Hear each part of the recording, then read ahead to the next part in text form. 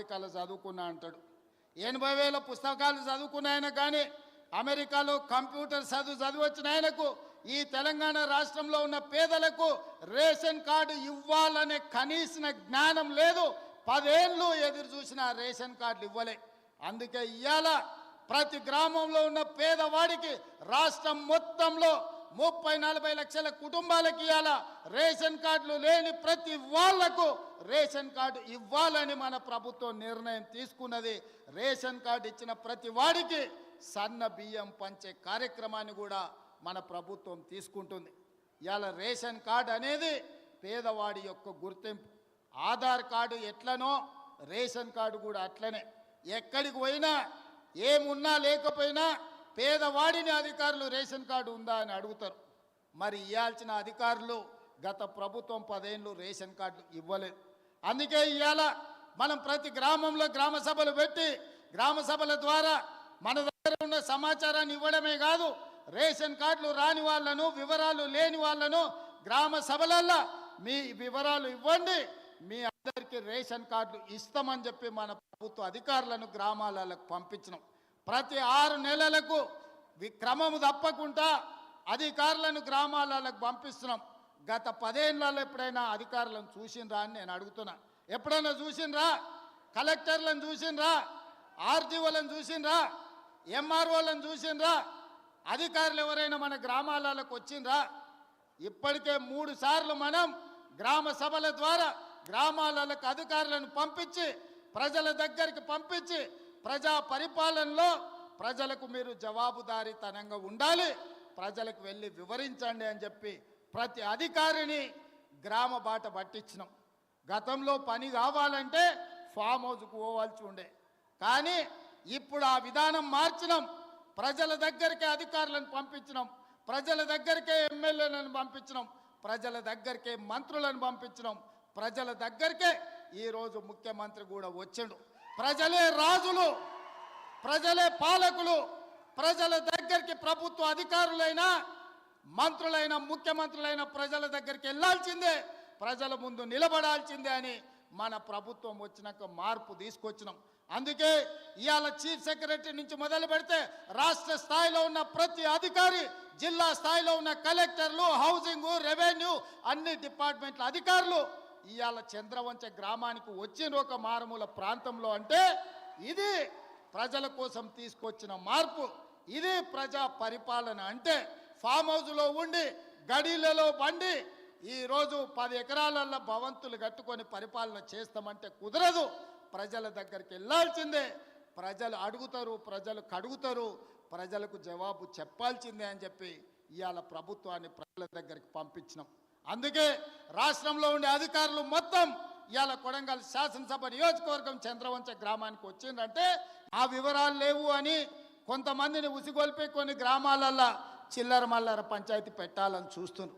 నేను ఒకటే విజ్ఞప్తి చేస్తున్న, తెలంగాణ రాష్ట్రంలో ఉండే దాదాపుగా 12,000 పైన గ్రామ పంచాయతీలలో జరిగిన గ్రామ సభలలో పాల్గొన్న వాళ్ళకు అధికారులే మీ దగ్గరకు వచ్చింది, అధికారులు మీ వివరాలు రాసుకుంటారు, అధికారులు మీ వివరాలు తీసుకొని మీ సమస్యల్ని పరిష్కరించడానికి వచ్చినప్పుడు మీరు ఆ అధికారులకు పూర్తి స్థాయిలో వివరాలు ఇవ్వండి. మీ వివరాలను అన్నిటినీ కంప్యూటర్లో క్రోడీకరించి మీకు అందరికీ సంక్షేమ పథకాలు అమలు చేసే బాధ్యత ఈ ప్రభుత్వం తీసుకుంటుంది.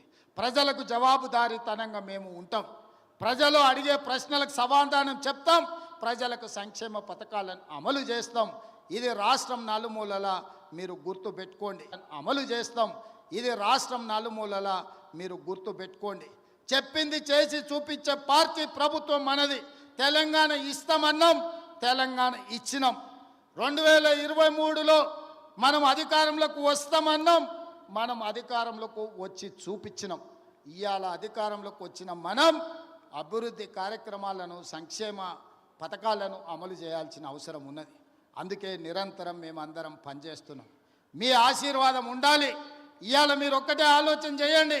కొడంగల్ శాసనసభ నియోజకవర్గం ఈరోజు రాష్ట్రం మొత్తం అభివృద్ధి కార్యక్రమాన్ని భుజాల మీద వేసుకొని ఒక పక్కన గోదావరి నది జలాల మీద కట్టిన కాళేశ్వరం కూలిపోయినా ఈసారి దేశం మొత్తం మీద కాళేశ్వరం కూలిన 1,56,00,000 మెట్రిక్ టన్నుల వరి ధాన్యాన్ని పండించి 500 రూపాయల బోనస్ కూడా ఇచ్చి ఇవాళ రైతులను ఆదుకున్నాం.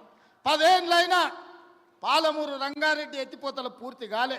10 ఏళ్ళైనా నారాయణపేట కొడంగల్ ఎత్తిపోతల పథకానికి కనీసం టెంకాయ కొట్టలే.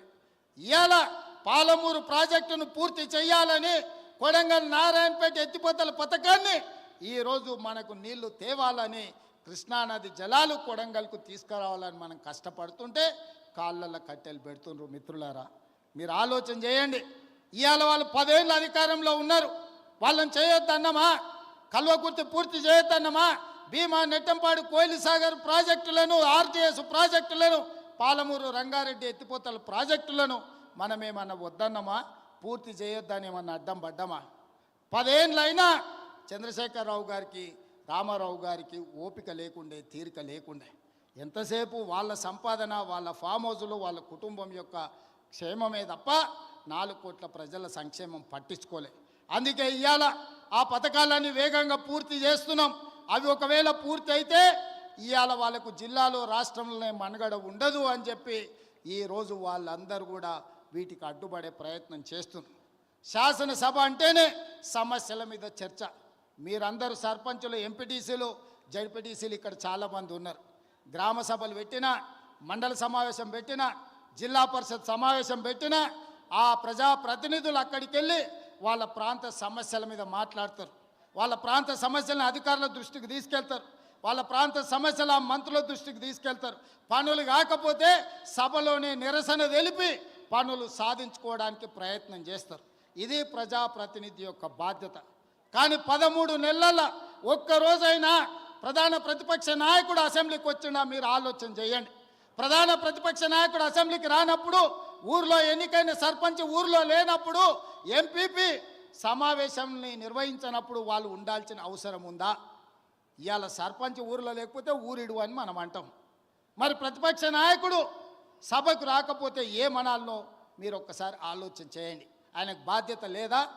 అధికారం ఉంటే అధికారం చెలాయిస్తాడు, అధికారం అడ్డం పెట్టుకొని కొల్లగొడతాడు. ఇది తప్ప ప్రతిపక్ష నాయకుడిగా వారు బాధ్యతలు నిర్వహించరా అని నేను అడుగుతున్నా. బాధ్యత నిర్వహించినప్పుడు వారికి ఆ పదవి ఎందుకు అని చెప్పి నేను ఈ వేదిక మీద నుంచి ప్రశ్నిస్తున్నా. అందుకే ఇవాళ ఆలోచన చేయండి. కొడంగల్ శాసనసభ నియోజకవర్గంలో పరిశ్రమలు తేవాలి, మన నిరుద్యోగ యువకులకు ఉద్యోగ ఉపాధి అవకాశాలు కల్పించాలి అని ఈ నియోజకవర్గంలో మనము రైతులను ఒప్పించి ఒక 1300 ఎకరాల భూసేకరణ చేయాలని చూసినాం. అక్కడికి పరిశ్రమలు తెస్తే 40-50 వేల మందికి ఉద్యోగ ఉపాధి అవకాశాలు వస్తాయి. వెనుకబడిన మన ప్రాంతం, 70 ఏళ్ళు మనల్ని ఎవరిని పట్టించుకొని ప్రాంతం, ఇవాళ మనకు ఒక అవకాశం వచ్చింది.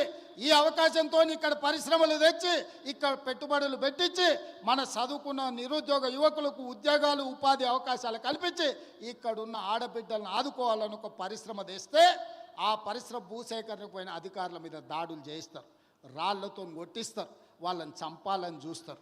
ఇదేనా న్యాయం? మనం ఒకవేళ అట్లనే ఆ ప్రభుత్వంలో చేసి ఉంటే 10